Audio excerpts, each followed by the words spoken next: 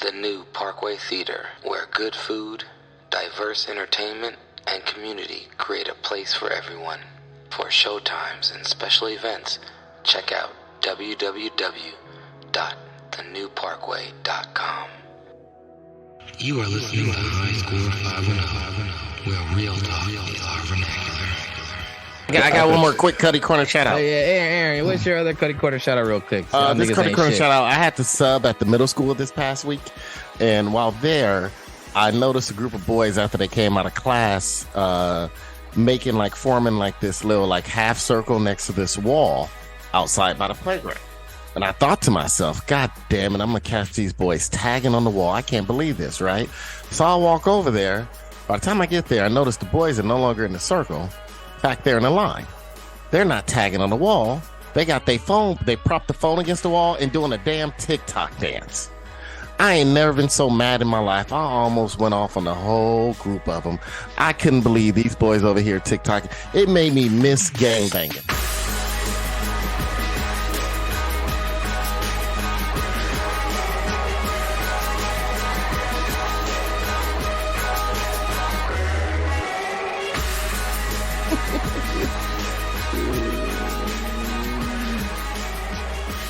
Oh, this shit is getting good. Brandon Miller, Chris Middleton shit getting good. Okay. Cutty Corner shout out goes to my old lady crying that her friend at work got fired. You like her. I don't know why she like her so much. Been crying all day. Hey, Jared, what do we still have an episode up? The one we did, the crazy one with Jesus and Nathan? Yeah. All right, I got it. I was telling someone about it, and they were like, I got to hear this one. Well, how long did it take you to come out with that show? Months? No, it was a couple weeks. I remember y'all talking about it. I thought it was a couple of months. No, it just took a while. Brandon came and recorded. We did that episode, and then Pedro, we basically recorded 4 hours, right? 6 hours in one weekend. 6 hours in one weekend, Pedro. It started with us, with Nathan and Jesus, and that was a pure shit show.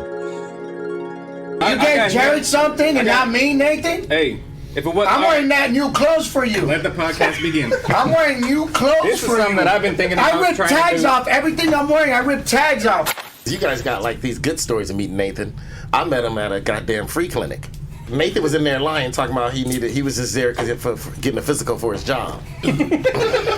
You dunk your balls in ice water and boosts the testosterone levels. Jesus is such a source of wisdom. That's racist. This is a racist program. I'm not. Why is he racist? You don't feel the racism? So Jared's called me the next day. Hey, we got to record. For some reason, we recorded on a Saturday night. Because Nate had a hotel room, and he's like, I want to do a little recording hotel. I'm gonna have a hotel. Y'all should come through. Yeah, we recorded for a little bit with them before, and then Jared had a hard time editing, and you were talking about, man, I can't edit this. I'm having a hard time editing. Yeah, I remember the whole. We had called Brandon to come in, but then we had Jesus and Nathan again the next morning. That was all day, 2 straight days of recording. Yeah, it had to be a flashback episode. Y'all niggas was high and drunk on cocaine. They was all high and drunk. No, yeah, they were. We were sober. That was the problem. Nah, Aaron, you weren't sober either. Aaron, I drove over there. Sober. I was not sober. No, I drove. No, we took 2 separate cars. Aaron, I remember Aaron, you was lit. I think Nathan is the type that pulls out, screams like he's having his orgasm, and then go find another girl to have sex with. I'm not afraid of being. That's why we're gonna do this intervention, my friend. We love you. We're here, but we love you. Is that how intervention start? What are you supposed to say? Hold on, let me look this up. When you grow up a black man, there's a reason I have my phone, the Google, notification on location tracking on. Because I want that day they accuse me of a murder or some shit, of one of my ex-girlfriend dies, and that she didn't like me or some shit, her sister didn't like me and started accusing me. I want them to look at my phone and see this motherfucker was in his window stroking off. We'll see. I'm the pull-out king. No, don't. You better talk to him, Jared. You better tell him my pull-out game better than Obama's. The statute of limitations is over. You're not gonna get in trouble. No, they were drunk as shit. I drove. And then I surely wasn't going to drink because those assholes put all the fucking ice in the sink in the bathroom for some reason. Like, who gets a bag of ice and then throws it in the sink in the bathroom where people, and then someone would have dropped the deuce. Someone would have dropped the deuce during that time. Mm-mm. Somebody dropped the deuce. I'm like, I'm not touching the ice that's sitting in the sink where someone dropped the deuce open in the sink too. Exactly. Dookie residue all on ice. Particulate matter, as some would say. Anyways, all right. Well, let's get ready to start the show. Welcome, ladies and gentlemen. You are listening to the High Score 510 podcast. You can catch us at High Score 510 on the Instagram, the YouTube, and on Twitter at HorcruxHipster. Also, check out our Patreon page at patreon.com/High Score 510. We got some bonus content from the professor popping up. Be ready for that. And listen to our sports conversation with Professor Cleveland. And be sure to check out his projects, Black Excellence Project and A King in Paradise, tagged in our last episode 727, Affirmative Assets in Action. And we are here with... No, this is AG3, man. AG3, tired, coming at you. Not fast at all because I'm tired. Coming at you like NBA Summer League, just whack. Here's your soundbite. Guys, I hope your flight is going well. Say hi to my friend. Hi. Drink up. Why you want to get me drunk? You want to see my dick? Oh, you got to send that to Jesus, Jared. Jesus and Nathan in that group. As many jokes Jesus say to Nathan about Thai lady boys. He over there trying to front. She might be a real woman. I don't know, but that's still hilarious. She's a real woman. She looked like a real woman. She didn't have no Adam's apple or nothing. And we are here with... Yeah, it's everybody's favorite truck driver, or mediocre, one or the other. Captain P-Funk, coming at you like Eli Crane up here in Prescott. Getting a little tired of you color folks trying to mix in and trying to evolve and be equal. Here's your soundbite. I wish I had 10,000 tongues just to thank you. If I were Chinese, I'd say oh dear. If I were Danish, I'd say mangatat. If I were Italian, I'd say grazia. If I were Hebrew, I'd say toda raba. If I were Greek, I would say Eucharisto. If I were Japanese, I'd say domo arigato. If I were Portuguese, I'd say obrigado. If I were Spanish, I'd say muchas gracias. If I were German, I'd say danke schön. If I were French, I'd say merci beaucoup. If I were Russian, I'd say spasiba. If I were Kenyan, I'd say ashanta. If I were Nigerian, I'd say eje pupu. If I were Zulu, I'd say ingia bonga. If I were Sutu, I'd say keali boha. If I were deaf, I'd say, but since I am who I am, and I got what I got, and I feel what I feel, I'll just say thank you, praise your name, amen.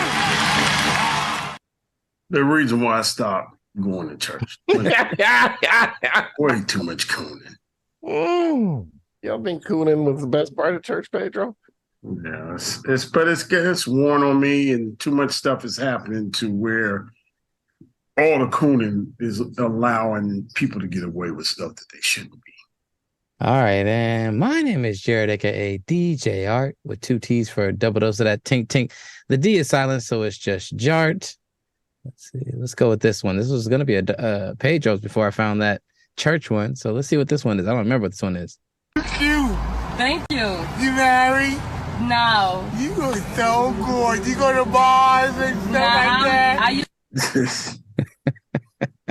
Yeah, shout out to Pedro macking on the corner. That's what This would look like macking if I was homeless. All right, well, let's get to some news. In news this week, San Francisco has a new real superhero. His quest? To stop and confront bippers and other thieves / criminals in the act. His name is Boots. Here's a news clip from the Channel 7 News. He's lived in San Francisco for over 20 years, and lately, instead of going by his legal name, people call him... I'm called Boots, working from outside rather than inside. Covering his face with a ski mask to protect his identity, Boots walks around his neighborhood, Fisherman's Wharf, looking like this and with a non-lethal weapon on his waist that looks like a gun. His goal is to scare off thieves from breaking into cars. The criminals are getting to know us. Every day is a small victory. You know, you chase them off from one corner. For years, he's captured videos of car break-ins, and now he says frustration led him to take matters into his own hands. He says he's doing it to help the area where he lives and owns a business. The tourists aren't going to come here. The business of some people that, you know, have lived here and been here for their entire lives, and it's not fair. According to SFPD's incident data, on average, there are 67 thefts from vehicles every day in San Francisco. Yesterday, while Boots was walking in the area, SFPD arrested him for brandishing an imitation firearm, which is a misdemeanor. We don't recommend anyone doing that. What do you guys think about San Francisco's vigilante slash superhero, Boots? He's going to be dead real soon. Well, I mean, he's got a weapon. I wouldn't be a sidekick, but I got to use a real gun. Well, come on, Sammy. You bad. Shoot me. Man, would you shut up, man? That's something I didn't tell you. What? I got to paint a target on my ass? Yeah, you going to use a fake You could gun. be the sidekick that uses real lethal force. It's like Bruce would be like, wait a minute. We're not doing that. Far. I got to shoot that nigga. In other news, compliments of It's Uncle Dub. Shout out to Woody, our homie over there, the Sports Wagon podcast. Saw this posted earlier this week. In other news, GOP presidential candidate and frontrunner behind everyone else that's ahead of him, Vivek Ramaswamy, once again is making headlines because he wants to fund education. All right. However, he wants to do that only if they get rid of teachers' unions. Here's a clip. Abolish the Department of Education not because I am anti-education, but because I am pro-education and the federal government is actually delivering poorer results for our kids. So I would take that money and distribute it to states to fund underfunded school choice programs. But in order to receive that, those states have to abolish teachers' unions. Full stop. If you're a public school teacher and you are unionizing, think about who you're unionizing against. You're unionizing against the public, the kids you're supposed to represent. That's backwards. We're going to fix it. And that allows those public schools to actually compete against those private schools and charter schools that aren't encumbered by those same teachers' unions as handcuffs. All right. What do you guys think about this revolutionary idea of funding education?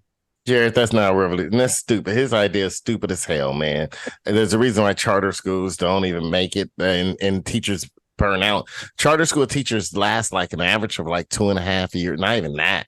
They don't make it because they work more hours. There's no union to protect them. They have to do everything. There's no charter schools don't have the support staff other schools have. Usually the teachers work early and work late. They're the after school program itself at charter schools. And they also work longer hours. There's more days in a charter school. There's more summer days. But Vivek Ramaswamy looks like he knows what he's talking about and talks with a tone. That's what he does. He's doing a good job of making it seem like he knows what he's talking about. Dude might get 5 votes. Vivek Ramaswamy looked like a black dude with a bad haircut. Look at his haircut. He's like me if I grew my hair out. He looks much lighter than you, but yeah, I guess. Look, if I grew my hair out, that's what my hairline would look like. Yes, dude. Yeah, Jared. There's no need wasting against this idiot, dude. Yeah. So, like Aaron said, that's what my daughter does. You know what my daughter's doing? Working at a private charter school. She's at the school weekly painting the damn wall because they asked her to. Yep. Yeah, that's the thing. Not paying her. They People just don't said, last long. People don't last long. They in there. They're in and out. Those teachers are in and out. Their turnover is really high. They had to they actually gave her a $20,000 raise, which I was shocked. But then they start asking for stuff. Hey, can you do the hallway? Can you take these extra students in? Can you do 8th grade art teaching now? They filed a bunch of them, and I'm like, dude. So yeah, you need unions to protect, unions are good for protecting. They don't for education. They don't just protect them, the teachers. They protect the students. The students they create a structure. The unions help create a structure that's actually more advantageous. That's actually leads to things being more advantageous for the students. So you don't mistreat. You already watching people's kids, and each kid has its own culture, its own attitude. You already have too much on your plate for people to try to abolish the union and have teachers out there working. Man, you start putting that money in the state fund. Some fool like Brett Favre is going to build a school. He gonna build a volleyball complex in his name. Somebody gonna build a gym. That money's not gonna go to. I've got a great idea, Vivek Ramaswamy, because the unions don't take money. They only are like, it's not like the unions are like, we gonna steal the money from this fund. No, how about you just fund the school districts or the states with the money and give them directives of what they can spend it on. How about that? And how about instead of cutting taxes on the mega corporations which have individual rights, tax them so there's more money to invest in this system that you're hating on. But you know what he's doing here? You know really what he's doing? He's a Republican.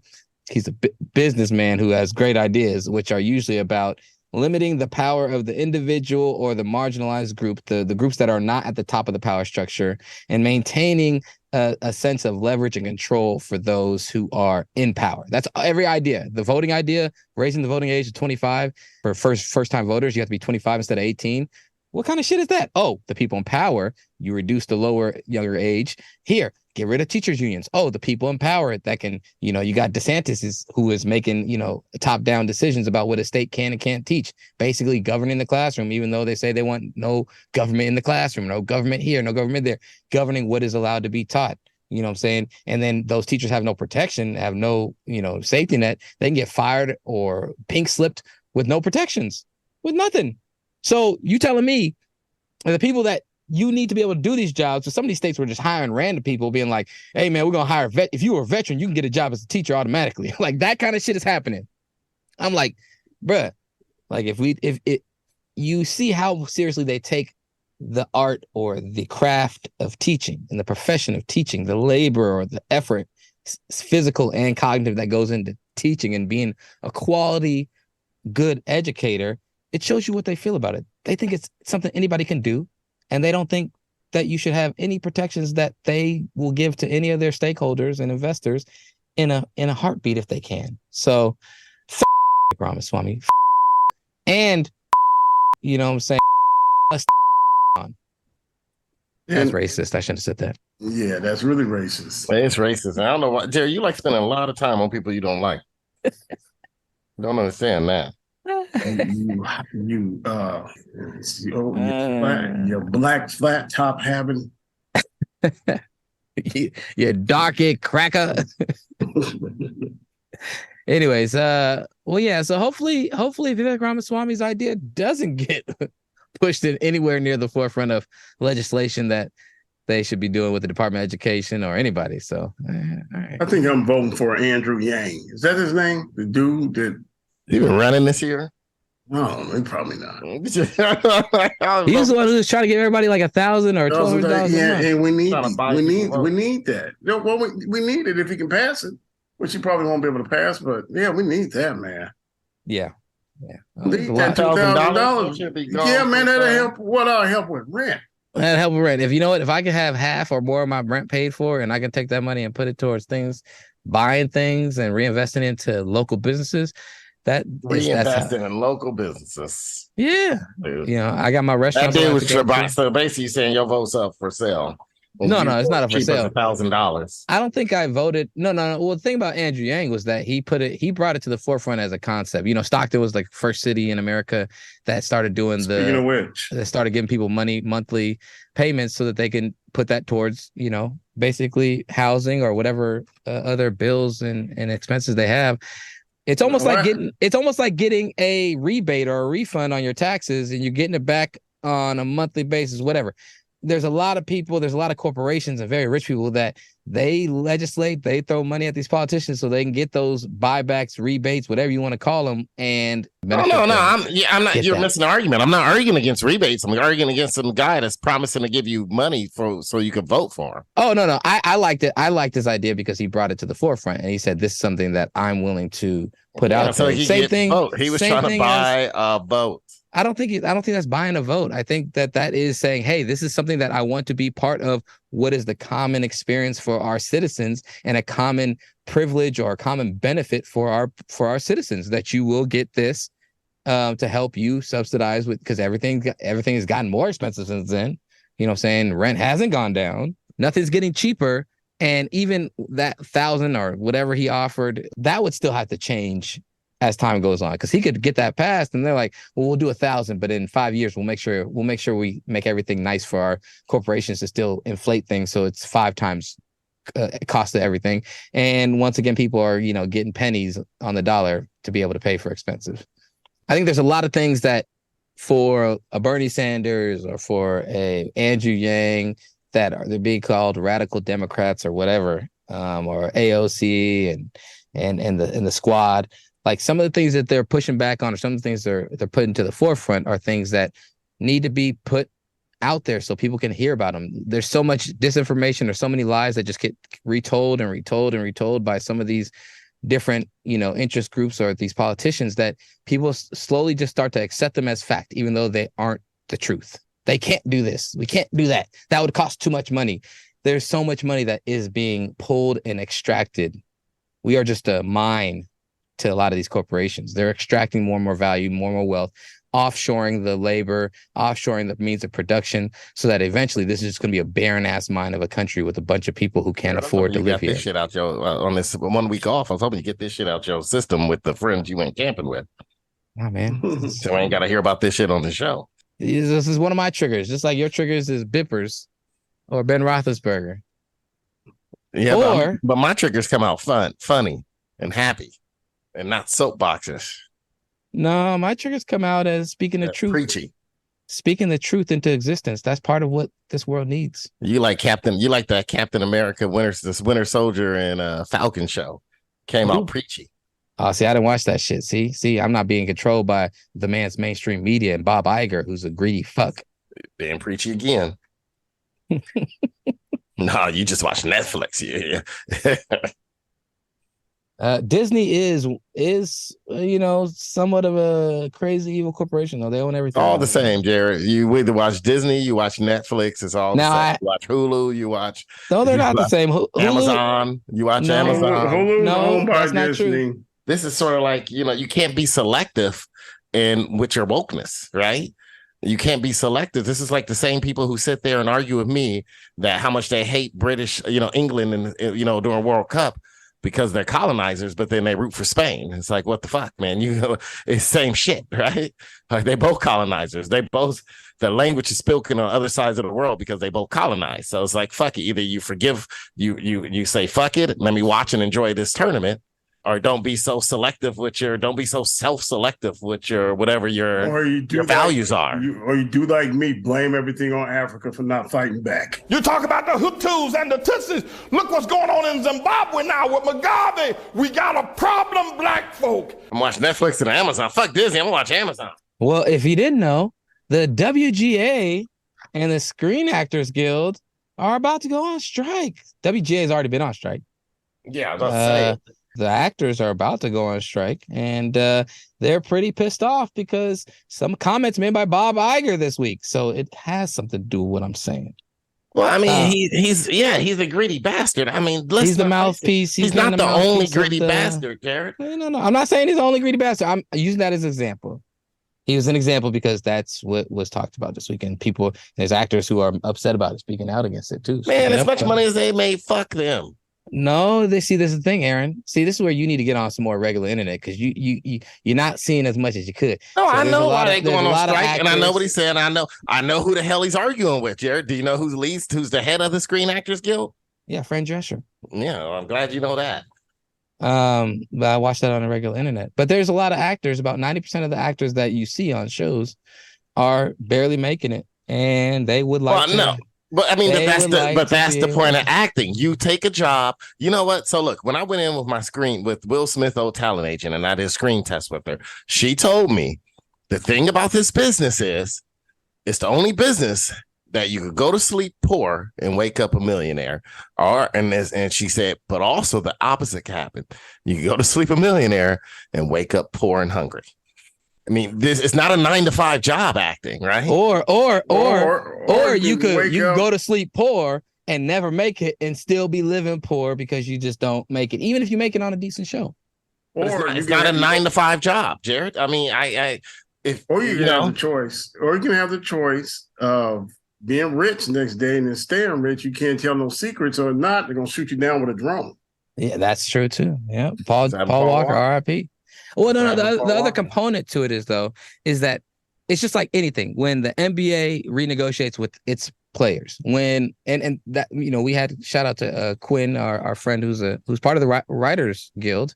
And she had the option to join the Screen Actors Guild, but she's like, I don't want to pay the fees to get in that, and I don't plan on doing a lot of acting. But it's a union. You're in a union that's there to represent you. When the money continues to grow, like the NFL, the money continues to grow. We got to renegotiate every once in a while. With the NBA, it's a partnership, 50-50 almost, basically, because they know the money's going up. So now we should get more of that pie. So same thing here is that, especially as things, and the minutia of it, Aaron. I'm sure you've read some about it. Like the money in the valuation is still going up somehow. Well, it's the streaming. They want more. And so it's a new realm that they have. And they're getting to a confrontation point about this new realm that is now being used. And it's not really about the money. It's about figuring out how we're going to do it, because our old collective bargaining didn't really factor in streaming. Yeah, and moving forward, and so this is where it's like the relationship and the business is evolving. So we have. But I'm gonna be real. The actors that's still struggling, they're gonna continue to struggle no matter how good of a deal they get or not. Yeah, right. The ones who are striking, like Margot Robbie and people like that, they're not gonna struggle.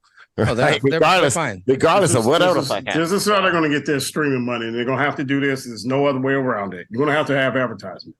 There's no way around. Well, no, that's not what the argument's about, though. The argument's about residual, because see, the streaming properties like Disney, what Disney did, and the reason why they're pissed at Disney is not because of the money and the advertising, is because Disney said, you know what? They're a corporation whose job is the bottom line. Bob Iger's job is to represent the company and the shareholders in the bottom line. And what they do is they do what Time Warner or the Warner Discovery did. What they realize is, okay, we merge, we see a lot of like red holes, a lot of red. How do we save money? We're going to take these shows off our streaming, right? And some of them weren't even released yet. They took shows that weren't even released yet. So the actors who had deals written out, like, okay, if it's streamed this much, you get this much on top of whatever you already been paid for filming, right? They never got a dime because they took it off. That's one of the problems, is because the streaming service can choose when to take shows off of streaming. And so you're not seeing those residuals or anything like you would and things of that nature. Mm-hmm. Advertising has nothing to do with it. They're just trying to create more bottom line. What I'm saying, going forward, if you want to keep everybody happy. Yeah, it's a way. It's a way of keeping people happy. Yeah, I'm not talking about what happened, because I don't understand none of that shit. But that's not what they're arguing. I mean, they're arguing. That's why I wish we stop. I wish you stop talking about this on the show. I'm a nigga. I don't understand shit. What's wrong with y'all niggas? What's wrong with you? Okay, I don't understand how business works, how corporations works. Okay, we stop talking about this smart shit. I don't understand it. And then I come up here and look like a fool when I can't get no white woman that way. Critical race theory. Can you tell me what that means? In sports news, Moriah Mills is back at it again. Yeah, I'm glad you're here, because she is. Oh, shit. Pedro, this is the kind of nigga shit you was talking about, I think. You showed me this video. This is how you can talk about it. You can't get more into that, but Jared, you're right about that. After tweeting a 36-hour Twitter rampage, calling him out for being this, that, and the other, and a liar and a cheat, then also posting a week later a positive pregnancy test saying, better hope it's not yours. To now, she is accusing Zion Williamson of being a domestic abuser. Here's a video she posted not too long ago. You guys, I literally did not want to come to the internet, and I'm just tired of saving face for this man that's completely disrespecting me to the world, and I literally have to take this. Every time I come on the internet, people are bashing me because of this man, literally, and I'm tired of it. He knows, he said he's gonna send me $62,000. I have yet to receive that since June. I'm literally here, like, he's literally a liar. You guys, everything he says, he's a liar. He's not who he says he is. I literally been saving face. I did not want to come to the world and let you guys know what he has been doing to me my entire relationship with him. He is a woman beater, and the NBA needs to know this. I literally did not want to come to this because I know he has so many endorsements. But Zion Williamson is a woman beater. And the reason he was paying me off is so I won't come to the world and tell everybody. All right. You gotta play part 2. Is there part 2, Jared? I'm waiting for part 2, man. This is exciting. Come on. Come on. These Twitters going on. Nigga, please. That fake try she was doing. I don't know if there was a second video, Aaron. Man. That was she said he beat her. She didn't have to get an abortion because he beat the baby out of her. Jesus Christ. He was full of it, man. Is any way we can make her the new NBA the NBA? You know, they were fighting to make Kobe Bryant the new NBA mascot. We need to make Moriah Mills. Moriah Mills, the new NBA mascot. I'm not gonna be here. This is what happens when you start looking for love outside of porn, Aaron. This is the whole reason. And she wasn't looking for love. She was looking for a goddamn paycheck. Bro. Yeah, it love paychecks. So this is what I mean. I never take any man or female. I don't care who you are. If you're out there trying to be married and you're a porn star, She wasn't trying to get married. She's trying to get paid. Or a relationship. Ain't got no problem with trying to get paid. Right. That's what I'm saying. Now she on Twitter. She acting her ass. She acting a damn fool. He should know. Oh boy. You blaming the wrong person, Pedro. You blaming the porn star. Porn star's a porn star. Yeah, you need to blame his dumb ass. Yeah, I do. He started the whole thing. Just pay the lady up front. All he had to do was pay her and be done. Yes, make it a business service. That's like everybody. If we go on to the strip club and say, "Hey, I love you," it's $20. You stop giving that lady $20, she's gonna start looking for her money. It's like an animal. But Moriah Mills, man, this is better than the big 3. Remember that first year we started to put the podcast, Jared, and we started it during a summer like this, and it was like a down sports time, and all we really had to talk about was the big 3. The big 3 was all we had to talk about. This is bigger than the big 3. Moriah Mills is bigger than the big 3. She got her own big 3 too. She got her own big 3 if you think about it. Ooh, Zion know about Moriah Mills' big 3. What's her big 3? Pedro, you would never know because it's too irregular for you. Oh, she does what? Oral, vaginal, and anal? Big 3, the big 3, Pedro. Why do I smell baby oil? He does irregular, Pedro. I didn't know she did anal. I don't know what she does either. I'm just saying, who knows, man? According to her all the tape she got, the footage she got, who knows? The only time I've seen anything with her in it is what y'all just showed me on this show. I'd never seen her before. She knew more about the Bible than you did, Pedro. I think she went to church. She sure did. She probably did. Most be reading the Bible and don't follow none of it. What do you guys think is the next step for our friend Zion Williamson? And will the NBA come down hard on him for being a woman abuser, apparently, or woman beater, as Moriah Mills claims? We ain't got no proof of this. And not only that, they see what do they call them? Their investigators. They see that video. Everybody and their mama know that video is fake. She had one tear rolling. Let's put some eye drops in. That way. I like how she initially rubbed her eyelid like she's wiping a tear off her eyelid. And then a moment later, then she goes under her eye and then rubs her where a tear would be coming. I was like, did she forget where crying comes where from? tears go from? She was like, hey, man. Yeah, no. She was fixing her makeup first. See, she was fixing that smudge she had. While she was the smudge behind her glasses. Yeah. The other thing, Aaron, is that, Aaron, this is why we need to, this is maybe why I don't support screen actors making more money because, if she had, because she probably was trying to make it as a real actress and she couldn't cry good. They're like, this bitch can't cry. She can cry like Ben. She said like Ben Stiller. And action. It's you blow, baby. Erica, give me a bottle of water. You know what it is, Damien? I'm sorry, not to get into his thing, but if I'm crying, should Osiris be crying too? No, it's happy. We crying. No, we're crying. Just call it, man. Hey, Kurt, you can cry. Oh, you can cry. Everybody crying. It's Listen, you know what? You see how agitated he is now? I know. Let's make lemonade. Yeah, she can't cry. So she can cry. And so they basically, saying like, you're not going to make it in Hollywood. And she's like, shit, I still want to be on camera. I guess I got to do porn. And see, Aaron, it worked out better for you. It did. I mean, not that she was worthy of watching too much of, but yeah. You get some of these non-acting women's still got some good looks, and they find their way to the other type of film other than Hollywood.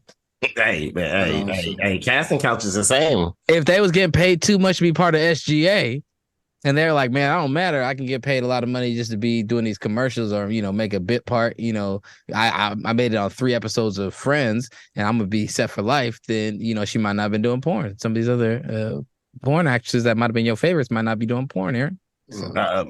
Aaron's trying to union bust so he can maintain the come on, cover. Come on. You got to be over there because union busting. I'm about to send you a photo, Jared. This is I call this my struggling actress photo. Right here. You go ahead and post it. You go ahead and put it on your screen if you like. Come on, this nigga posted a casting couch. A leather couch. And that's a special, that's a certain casting couch. If anybody watched certain videos, they know exactly which casting couch that is. Is that is that the casting couch? That's the casting couch from a casting couch place. From the back room casting couch. In other news, speaking of babies, Philip Rivers announced he and his wife, Tiffany, are pregnant with their 10th child.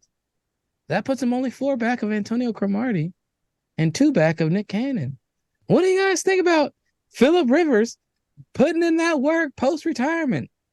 I bet you he does all regular, too. All 10 kids got there in the regular way.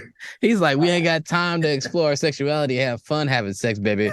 You about to be pregnant again. Keep it efficient. Pregnancy, it might be like throwing a hot dog down the hallway. Ain't no pleasure. They went for straight having a kid. That's why I said regular. They went for having a kid. I'm gonna have to go get one of my breakfast sausages and throw it down my hallway and just imagine Philip Rivers having sex with his wife right now. After 11 kids, or 10 kids, good Lord. Aaron, do yourself a little bit better favor. They're not a breakfast sausage. How about like at least an Adele's? Well, I was talking about one of my like Southern breakfast, like Cajun ones. The one about that. Okay. But then I said I'm feeling like, Philip Rivers is from the South, man. He is from Alabama. He's from Alabama boy. He's doing Alabama right, though. I tell you that. Him and his wife. He got more kids than he got playoff victories. Yeah, he has more kids than he has Pro Bowl appearances too. He has more kids than he had playoff touchdowns. Well, maybe if he would have concentrated on calling goddamn plays, and maybe he would have beat at least Belichick once in the playoffs. He got more kids than his. I don't think it was Philip Rivers' fault. The reason why they losing them, they lost because of him. He's trash. He got more kids than his Madden mobility rating. Yes, he does.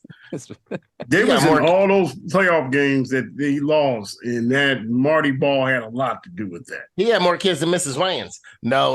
Okay, one of the games they shut down LT, or they made it tough on LT, and saying when you focus on that, and it, he never had the greatest receiving core, but it's not like he used them. They weren't slouches. He had big body. He had big body downfield receivers. He had a lot of big body receivers. He didn't have route runners. 2 fourth-quarter leagues. It was blown by Marty Schottenheimer. No, one of them. Remember, Marty Schottenheimer told the cornerback to, if you get interception, go down. He told that cornerback footage, and the quarterback got interception, didn't go down, tried to return, even though that lead. So that was not Marty Ball. The other one, remember, it was one game in which your boy, whatchamacallit, got hurt. Michael yell at me about that. One boy, LaDainian Tomlinson, got hurt. And there was a game which Philip Rivers he was good enough that he still should have. He could have won one of them at least by himself. He ain't had no arm. That was the problem, really. I just saw Patrick Mahomes go out there with no foot and a big good tight end, an all-pro tight end, a Hall of Fame tight end, win the Super Bowl. All I asked Phillip Rivers to do is to win one game. Yeah, Phillip Rivers never had that it factor to take you over the top. And they were home field in a few of those games. And he didn't win. It was similar to what you like. He gave me the same vibe, and I always joke around. Shout out to my homie Mike, little Mike out there, because he's a Chargers fan. So he would always be hyped on Chargers. He always text me when Cowboys play Chargers in the playoffs. But a similar thing. I feel like the Cowboys and Chargers have had similar, except one's big market and the other one's not so big market, right? But they've had similar trajectories where they have good teams, team that with some Hall of Fame worthy level players on it. And you think, oh man, this team, they should get over the top against whatever their foe is. And they always seem to, flame out spectacularly. Every year you think they got a chance. They find a way to flame out in a way that's just so them, but also so disappointing. Like this year when the Chargers blew that 28-0 lead in the first 28 to like 6 lead to Jack. Yeah, that was hilarious. That was crazy. The Cowboys still can't get out of their own way against the 49ers and playing like dog shit against the Niners on offense. And that one falls on Dak. But Phil Rivers reminded me of Romo a little bit, where you're like, I think he's got the talent to get him over the top. I just need him to do it. I need him to get past that play or get past that team and win that game. And Phil Rivers never did it. And when it fell on him and he had chances to carry the team, he didn't do it the way that you would have hoped. And same thing with Tony Romo.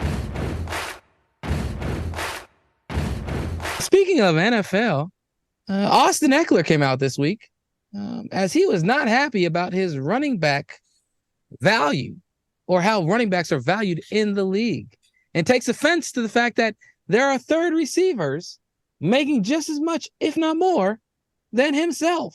I got the perfect thing of ice for Austin Eckler, Jared. He said, let's compare. Let's see what the real value add. Wait, let's see what the real value add to a team is, Eckler said in an interview. So you're telling me number 3 receiver is going to make more than me, and I'm the starter? I'm getting more carries. I touch the ball more. I have more of an impact. It causes us to question, right?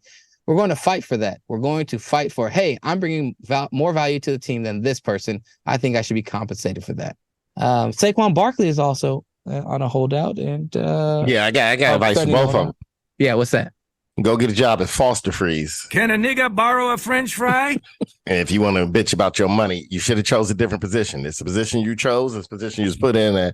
You didn't have no problem when you was getting 20 carries in high school and playing that position and getting all the love, and you off in college, and Saquon Barkley at Penn State getting all the love and all that. Austin Eckler, where was he at? K-State? No, he was like Eastern Michigan. He was like a small school dude. Wherever he at, he was the man on campus. Running backs never had a problem that. Then all of a sudden, when it's time to start making money, they got a problem where they position slots into. We should have went out for being a cornerback then. I mean, he has every right to argue and complain and hold out. It don't mean he's gonna get shit. Well, I think it speaks to a bigger issue with the NFL. But go ahead, Pedro. Yeah, this is. I actually agree with Saquon Barkley. The way they use him and his use rate, he is the whole offense and all of the offense. So you need to pay him like it. I know it's not smart. They're gonna make him one. I agree with you, Aaron. I agree with you. Western Colorado. He should ask for the world. He should ask for the world. And he should hold out. Yeah, he should. Dude, the quarterback is sorry. If he's gonna stay there, yeah. I don't know why they paid that fool that type of money. Daniel Jones. You know what also hurt them was Zeke.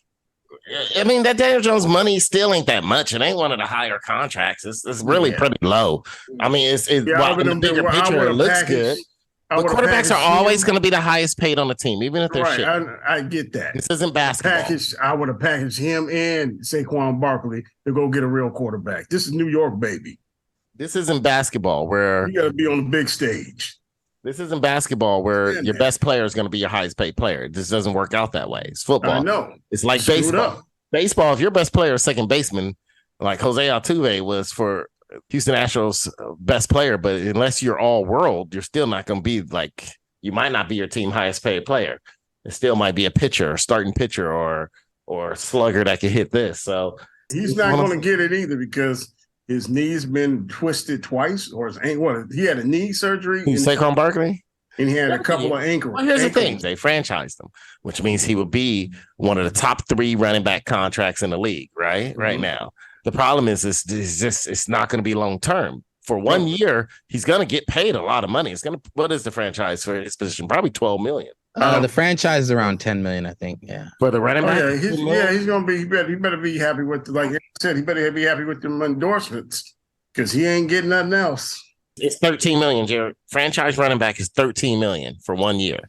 So, the problem is he probably wants more than that long term, and they're not going to give it to a running back. You can't give it to him. You can't. Like I said, I agree with you, Aaron, but they need to pay him. I hate to say that if they pay Daniel Jones. Yeah, they're gonna pay him $13 million.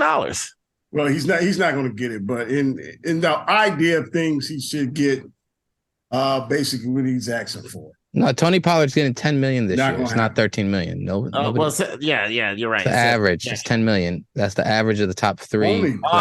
Next year's projection. I'm sorry, you're right. I'm looking at 2024.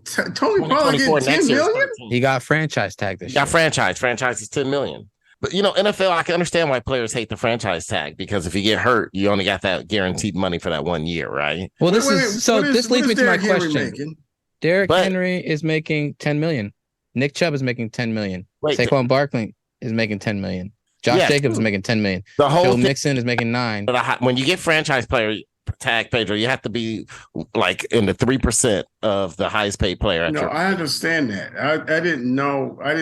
It's just a very undervalued position now. They need to understand. I don't understand how. I'm shocked that my father got $10 million. That's what I'm shocked at. Well, because they franchised him. They didn't want to lose him to free agency, and they really didn't have someone else they needed to worry about. So you franchise him. Yes, you overpay him for 1 year, and plus he's hurt. So here's the good thing: is that you'll probably be able to get him next year for probably even cheaper, like maybe like 8 or 7 million, $7.5 million for 2 years. They'll probably sign Tony Pollard in the offseason. Let's say he has a good year, but not great, but it's still good. They could probably get him for like something crazy, like 17 million for 3 years with a third year. What did Ezekiel Elliott get on that second? That's the last big contract. $44 million? Big running back contract. And that's what I think ruined it for running backs because he got all that money and he slowly deteriorating. But that had something to do with this contract, Jared. What was that? Ezekiel? Cocaine and ribs. Ezekiel Elliott's contract, he was getting paid $12 million. But it ended up averaging out. Yeah, it ended up averaging it out. But yeah, he got $12 million last year because they backloaded it. So he's gonna get paid more this year. Mm-hmm. So like it averaged out to probably around $10 million though still. Yeah. And I think the issue is if you look at some of the highest paid wide receivers, you got Amari Cooper, Mike Evans, DJ Moore, all at over $20 million a year.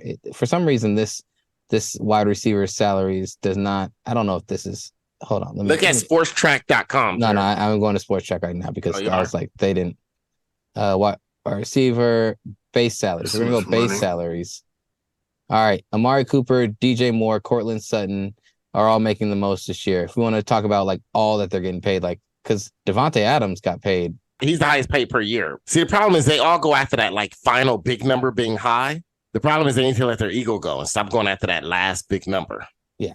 So Devontae Adams is going to get paid $26.64 million this year. His base salary is way lower though, but it's all bonuses right now that are kicking in for him. Yeah. You got Tyreek Hill at $26 million, Stephon Diggs at 24, DJ Moore at 20, Amari Cooper comes in fifth at 20, Chris Godwin is at 20, Cooper Kupp is at 20, Keenan Allen at 19, Christian Kirk 16.5. That was the one that set it all off. The reason why all those fools got re-signed for higher. They started getting going. Well, him and DJ Moore, yeah, both. Yeah, him and DJ Moore contracts. So he is literally 80% of the offense. He is all they have. No, and I think they will, but I think right now one of the tools that the NFL could use that Jared hates is the franchise tag, right? And I can understand why Jared hates it too. I won't argue with that on that one. Well, the thing about the franchise tag is that it doesn't guarantee that player anything. It doesn't give them that long term, and they can be franchised up to 3 times. It's basically the average of the top 5 players of your position. Okay. If you get franchised a second year in a row, which a lot of people don't like because they want that long term guaranteed money down the road, stability, it has to be a 20% mandatory increase from what it was previously. So it'd be like 12. So if you get franchised for 10 million next year, if they franchise you again, they'd have to pay you 12 million, right? And then if they do it a third time in a row, then it ends up being a 44% increase according to Sports Track. It said that basically you'll have to, instead of it being that 12 million, now it'd be 44% of 12 million added on top of that 12 million. So that would be Yeah, I don't know. And the third 18 time in a million. row basically makes you almost the highest paid player in your position, right? So Well, the second time will make this. you the highest If paid. you're a quarterback, if you get franchised 3 times in a row, by next year you'll be making probably close to $50 million a year. Yeah. Like quarterbacks is the only position that is really worth being franchise tagged. No, I understand that. I get it. Yeah, because somebody will resign you if you're a starting quarterback getting paid that. Somebody will be like, "Oh, we can fix him. He's serviceable, even if you're ass." Because the great thing about quarterback, remember, Kirk Cousins was the only quarterback I know that got franchised 2 times in a row, and he was pissed about it. But this is the reason why Kirk Cousins had so much guaranteed money come in. He made so much money because that second franchise, and don't forget, every year someone's re-signing a quarterback for more money, right? Yeah. So that average goes up even higher than the 20%. So Kirk Cousins the next year made off like a bandit. He was always the highest paid because he kept getting franchised. Right. And then Washington couldn't afford to do it a third time. Yeah. Kirk Cousins ended with like $200 million franchise guaranteed money. I can appreciate Marquise. I mean, I can appreciate Eckler's gripe because you have guys like on the likes of Marquise Brown, Alan Lazard making $12 million a year, Hunter Renfrow making 11.5, Michael Gallup 11.3, Jacoby Myers is making $11 million. So you got guys that are literally not good. that are mediocre at best. Juju Smith-Schuster got paid $10 million last year. Making $10 million. Marquez Valdez-Scantling made $9 million. Yeah, that's way too much money. Okay, Tim Patrick 8.5, Jackson Smith and Jigba 8.23 million a year. Wait a minute, how does Tim Patrick make? Quentin Johnston, it was on his team, is making $8 million a year. Quentin Johnson was balling at the end of the year. Well, regardless, you got guys that are your third receivers making more than him. Yeah, but I don't know. What did you have Saquon Barkley's stats? That's all I was asking. His stats this year, games, he played 16 games, 10 touchdowns, 4.4 yards average attempt, 82 yards a game. And then he had targets. He had 76 targets and 57 receptions for 338 yards this year. How many? He didn't have no receiving touchdowns. I thought he had 6 receiving touchdowns. No, he didn't have any receiving touchdowns. I thought he might have. Did. That's what I thought I was saying. Actually, no, you can't pay him. I thought he had receiving, but he does have receivability, but it's. I thought it was higher. So no, he's not. The problem is Pedro running backs, especially the way they play running backs now, the way the NFL is now. He has like 2 more years. 2 more years solid. Yeah. He'll probably have 2 solid years at the top of his prime. That's it. 26. He's not getting paid. He doesn't. I thought he had more receiving yards. I think it's hard because teams just started really gearing up against him and just being like, watch him on the run. If it's a play action, still keep watching him. That's why Daniel Jones got off, because Daniel Jones was scrambling and running. 57 catches. He kept getting hit on the catches. That's over 3 a game. They had no wide receivers either, Jared. They had no wide receivers. No, they had terrible. He had almost 4 catches a game. He had like 3.5 catches a game. Which led the team in catches and receptions, right? Click on the NYG to the left next to the 25 years of age. I want to see the team stats. You got to scroll down. Saquon Barkley had 57. He led the team in receptions, dude. He tied him and Richie James. Who's the other person? Richie James. Yeah, he tied the team in receptions, so he does deserve. He deserves. I'm saying he deserves it, but if I'm making that decision, I can't pay him.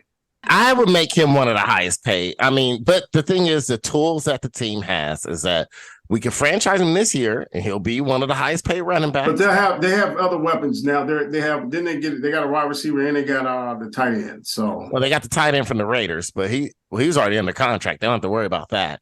Who else? Who wide receiver did they get? I thought they picked up one of those. They traded away Kadarius Toney midseason. They had the guy. He went to Super Bowl. Kenny Golladay they signed. It was paying like $8-9 million a year to be their star receiver. That the coaching staff came in and said, "You're not part of our plans," and he had a bad attitude, so they like basically benched him essentially.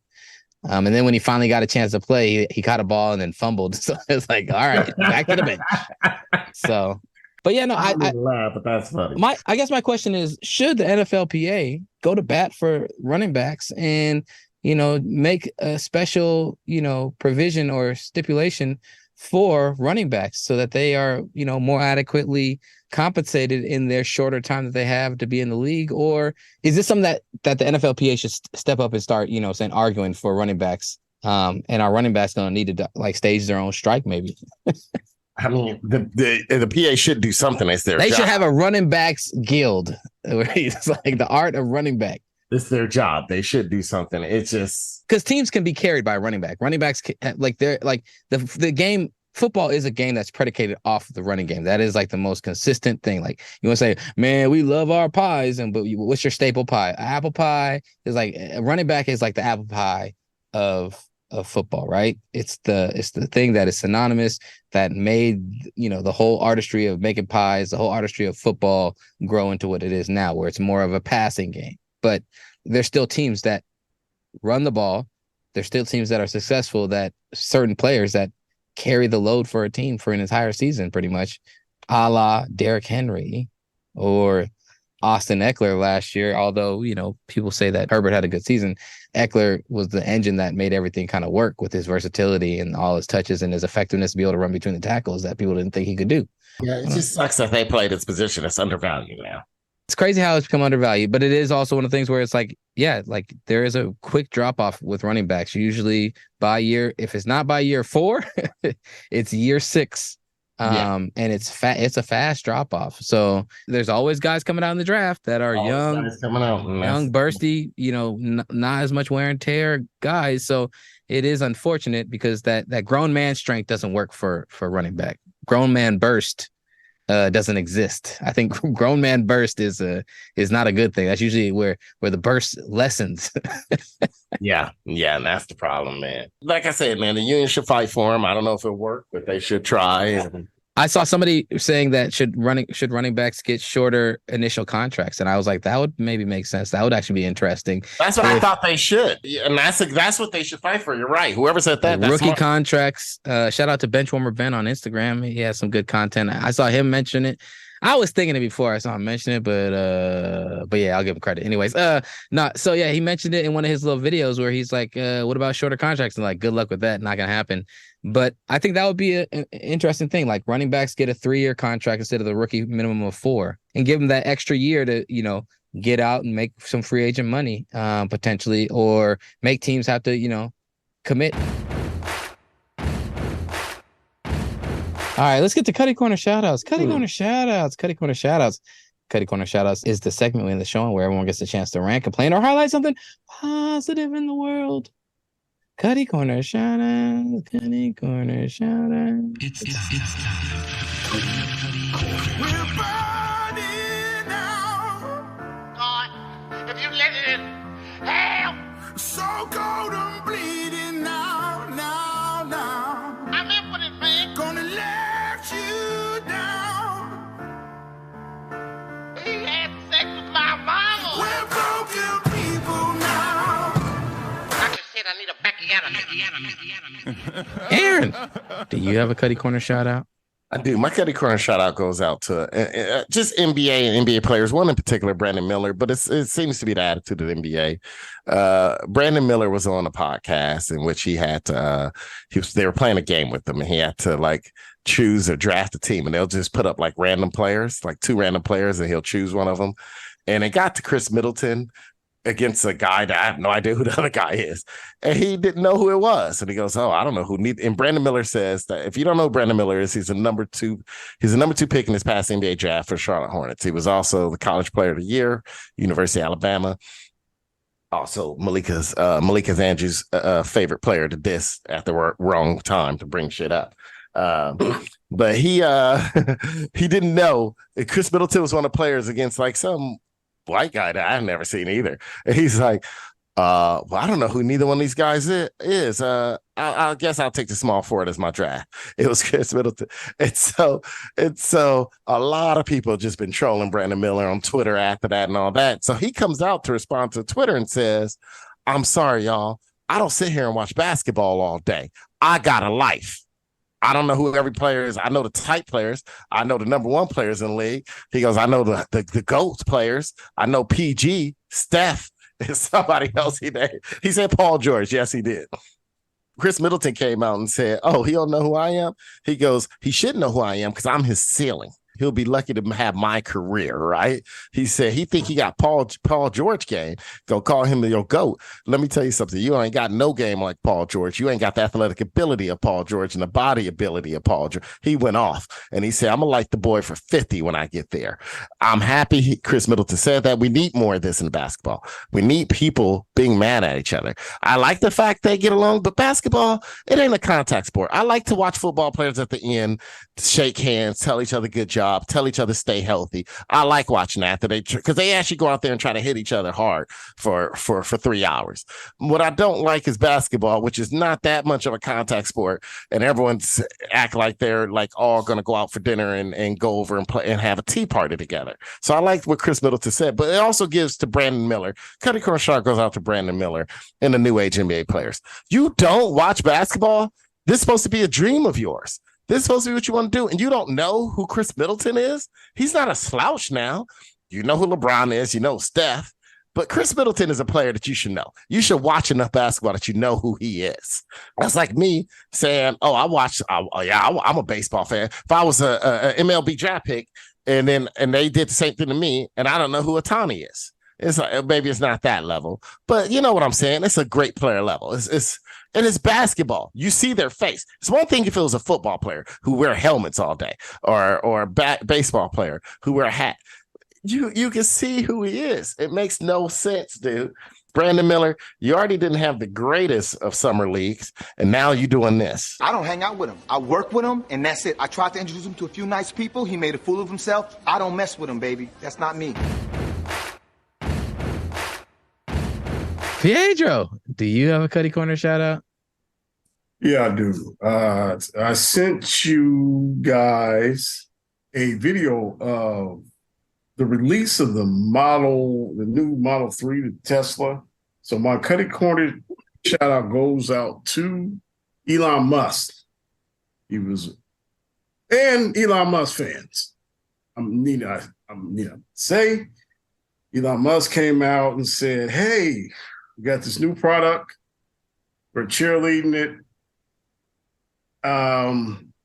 He needs to promote it, and he did a great job, right? No, he didn't. You know what he talked about instead of this car? The internet. Because I don't understand him, I'm going to take him as disrespect. Watch your mouth. He talking about all the stuff that was going on Twitter, all the stuff that was going on in the world, all the stuff that on the Joe Rogan podcast, everything. Now, the only smart thing he talked about was finances. He sees the future, and that's why they were lowering their prices on their new model lineup. He's trying to get lower prices because he knows he sees the struggle in the future. He knows people don't have any money, and he is smart for that. Tesla is leading the way and trying to make, as best as they can, make the electric car affordable. Okay, as best as they can. Electric cars are not affordable. They can't be. There's no possible way they can be. All right, no infrastructure, so everything's going to be expensive. But instead of him talking about that, and all those Kool-Aid drinking fans were sitting out there cheering them on, leading them on, he talked about the internet, just like Jared. He was talking about, whatever Joe Rogan, whatever that dude was on Joe Rogan and saying that I was using African labor to make batteries. That's not true. That's not true.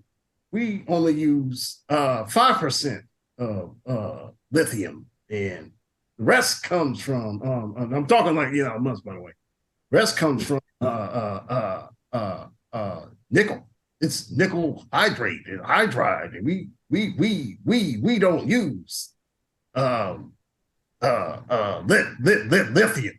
That nigga sound like Magic Johnson. I never heard Elon. I never really sat and heard Elon Musk do or talk or be in front of a crowd like that. I never really paid attention to it, but I'm like, oh, this dude stutters. It's not that he has a stutter. He has a meandering mind of what he's trying to express. Yeah, you know why? Because he can't focus. He can't focus on one thing. No, I think it's one of those things where everything else but the car. Yeah, he's one of those people. He said he was on the autism, or he had Asperger's, right? He said he was on the spectrum. Oh, okay. Yeah, I didn't know he was on the spectrum, and I see it. It's unclear if he's like self-identifies as being on the spectrum. I think he diagnosed himself potentially, but I think also he is one of those people who really was never popular for whatever reasons. Oh, for whatever reason. And now he's like, I'm the richest man. I want to be like his avatar is like him wearing an Iron Man outfit on his Twitter and shit like that. He wants to be Tony Stark. He wishes he could be a playboy billionaire, leading the world in technology. And he's not. You're not a Marvel character. You're not. No. And it was a trip. No, a second part of that is to the fans. Look, you're there to see what new product he's coming out with. Instead of that, they was there for the sermon he was preaching about the internet, about agreeing with him on his social views. No, you should be there for the technology, not believing the man is some type of prophet from planet Jupiter. This is not what this is. For y'all to be out there, I don't know what's wrong with society. I guess everybody needs somebody to lead them. This is why Trump's so popular. This is why Obama's so popular. This is why Elon's so popular. It just seems like everybody needs somebody to lead them somewhere. And having Elon do it, man, y'all barking up the wrong tree because his diesel trucks, his Class A trucks don't even work. They're supposed to be moving America next. He can't keep them off a tow truck. So pay attention to that, all you followers. Oh, we're here for another installment of Mr. Varnado's Neighborhood. It's a beautiful day in the neighborhood. Brandon's got some neighbors. Could you shit in my yard? Oh, yes. Won't you be my nigga? Taco Pablo is here. TP. I get excited whenever TP here. What's Brandon, up, y'all? we are always excited to see Brandon. Taco Pablo is in the house. Hey, Taco Pablo, do you have a Cutty Corner shout out? Oh man. Well, actually, I was talking to Aaron about this. I was last week or the week before. I went to this Boomerang Festival here in Boone, North Carolina, which is Western North Carolina, in the mountains where Appalachian State is. Fun fact about Appalachian State: the population of Boone is about 18,000. The student population is 22,000. So when school's in session, it is mostly people under 21. So we go there. It's like one of the first festivals in the summer to kick off the summer. So we get there, and like my wife Nicole comes up to me and is like, "There's not a lot of complexion here," and so like that just changed my whole perspective. First 10 minutes, I was like, "Oh, this is gonna be fun. There's a bunch of bands. There's a bunch of food. This is gonna be tight." And so Nicole's I see like, beautiful white people and a tall Negro. there's not a lot of complexion here. I was like, dude. There's no complexion here. There's all white people here. Just not a one. And so I said the first hour, like, dude, Mexican, Asian person, Indian person, anybody. Show your face. Anybody. Nothing. And then Brandon would have been happy with an albino alligator. Dude, I would have been happy with anything. And I didn't get like weird looks or anything like that, but it was like once Nicole said that, I was like, oh my gosh, where the hell are we right now? Because there's only this 2-lane highway in and out of this part of the town we're in, and I was like, what is happening? And so we go through there, and then I saw four black people that whole day. And I saw a bunch of Mike Tirico black people, which are black. So not really sure, like the kind of black people that say, "Look, I'm half Irish" or something like that. If I hadn't read that article in Vanity Fair on anger management, I'd put away this guava, mango, broccoli smoothie and put my foot in your patootie. Now maybe you guys don't like the new me, but I don't give a gosh darn. For all I care, you can all get the bejeebies out of here. Now, if you excuse me, I must be going. Frazier's on.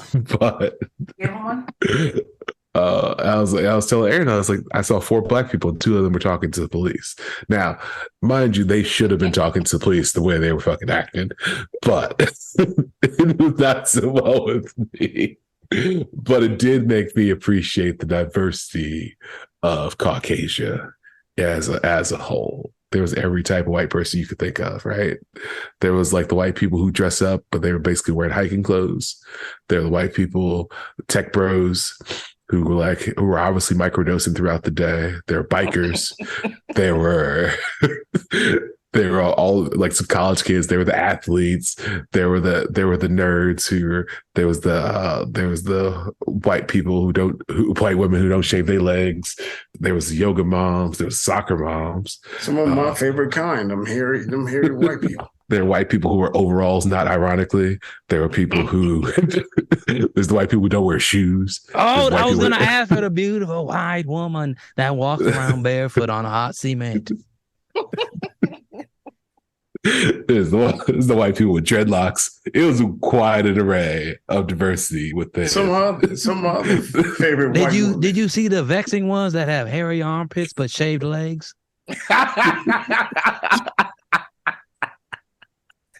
Oh, so tasty. Yeah, it's very. Yeah, it felt like I was out of the country. Really, man. I felt like I was visiting somewhere I wasn't really supposed to be. This is Boone, North Carolina, you said? This is Boone, North Carolina. North Carolina is a hub. North Carolina is kind of like, if it weren't for West Virginia, y'all would be the Florida of the mid-central South. What's it? No, as somebody put it, we're the north-south of the South. Yeah.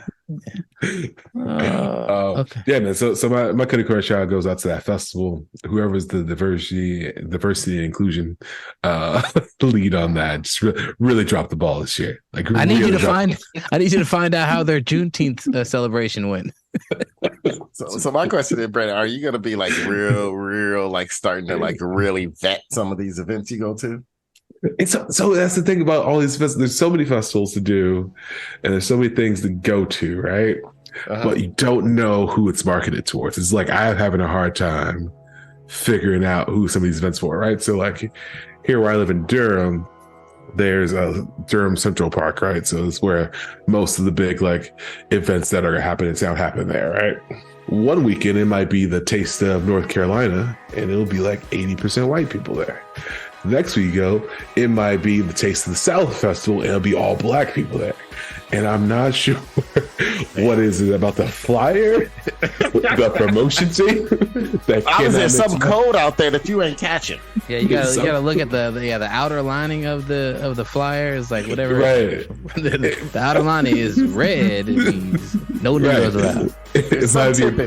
I might not be using the QR code for colors only, but I don't know. What kind of language do they use on the flyer? Do they use like proper spellings with extra exclamation points and other like a capitalized random letter in the beginning? Because that'd be an Asian festival. Come on. Well, so there's the Bembe Festival, right? Which is obviously a black festival, right? This past year they had like Petey Pablo and all the North Carolina people doing their thing out there. But that was very obviously black because you saw the flyer and it was in like the red, black, and green, and like all the African print. So you're like, okay, this is who this event is generally for. But another one might have those same colors, but they use a different font, and that's an all-white festival. So you got to really know. So I've gone to just asking people around me if they're going or not, if they're interested in going. And if the white people are interested in going, then I know it's a white event. If the black people I know are interested in going, then I know it's a black event. But there's something unspoken that I'm not catching on here. And I feel like if I don't like really work at it, I'm not gonna figure it out.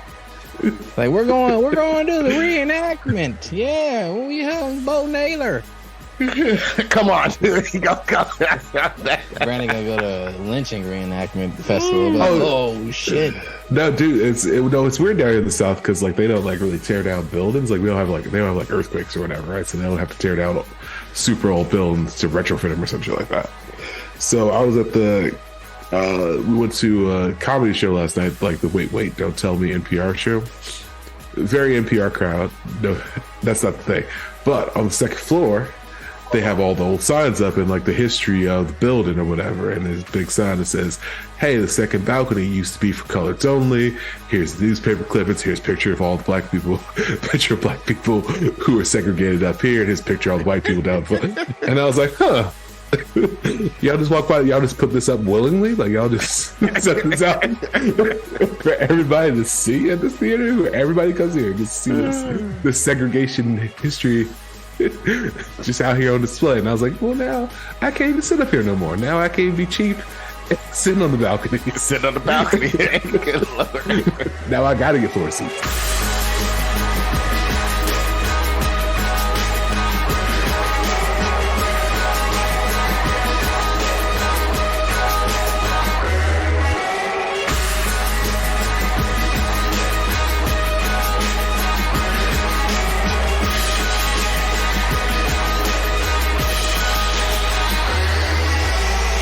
Hey, what episode number was that show?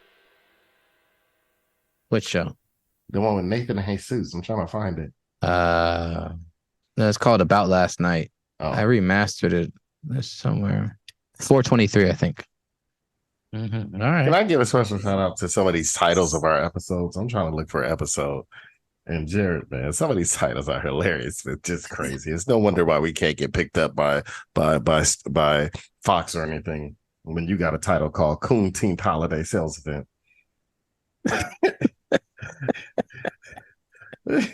I mean, it was the Zionists. It was the Coon-Teenth holiday sales. It was the Juneteenth. Everything was, they had ice cream. They had everything. Was Juneteenth was being propagated as a marketing campaign similar to Pride. So I was like, hey, man. You got one called the Holy Fields of 9/11. Jared, we're never going to get to those. Oh, because we were talking about Evander. I spelled it like Holyfield. Evander Holyfield. It was the Holyfield. Yeah, you know these people are ignorant. I'm just looking at some of these titles, dude. Some of the names could be a little bit brash, but they all are plays on words on topics that were spoken upon during the podcast. Some of these titles, I mean, I don't know how we heard. Now, my favorite was Nigga, Negro, and Necromancer. Theodosia 6 Cents. Of course, that's one of your favorite titles. That was a good one. The Not White Hall of Fame. Yeah. Oh, that was we argued about the Hall of Fame, and we are arguing about the not white guy as the head coach, Mike McDaniel. I mean, you got some standards, you know, like Cowboys and Raiders all seasonings. Yeah. Coach K, CCSO. I don't even know what the Cutty Corner shout out. Yeah, that was Cutty Corner shout out. That's just extra. Steph, Clay, and Dre in playoff pool. That's a good one. Some of them, Jared, are just like, good Lord. Good Lord. Buffalo Brady's critical race theory. Mm-hmm. You ever been to Buffalo Brady's? All NBA Ray Pride. That's a good one. Yeah. This is the Ray Pride. That was when the Tampa Bay Rays players were like, I believe in Jesus. I don't want to wear the decal. I don't see it on here, Jared. It only has 100 episodes. Percocet and a slice of irregular sex is a title, Brandon. Percocet and a slice of irregular sex. Oh, goodness. Y'all never paid attention to the titles? I never paid attention to titles. Even no, I have them on my. I got it saved on our Google Pod, so I see all the titles. Call a Crackhead. That's a good one. Mr. Fernando Neighborhood Haircuts. Come on, Jared. Kanye's Clay Kiln. Dr. Umar's Modern Warfare. I still don't see the one that I'm looking for, Jared. It's not on here. It has 100. It should be on there because I could have sworn they only let you cycle through 100. What number you said it was? It's episode 423. Let me put that in search. 423, and it's titled About Last Night. Last time I put in About Last Night, it gave me Bill Simmons. Nope, it's not giving me anything. If you go to Podbean, it's there. Huh? Maybe I you make me saved go it. to some shit I ain't going to, Jared. It's on Google. It's on Google? No, but he's on the iTunes one. That's why. Nah, I'm gonna have to look at it Google then. Here, I'll send it to you. I got it right now. Yeah, send it to me. Because I'm trying to send it to people. Oh, that episode? They wanted to hear that one. Oh, Jesus.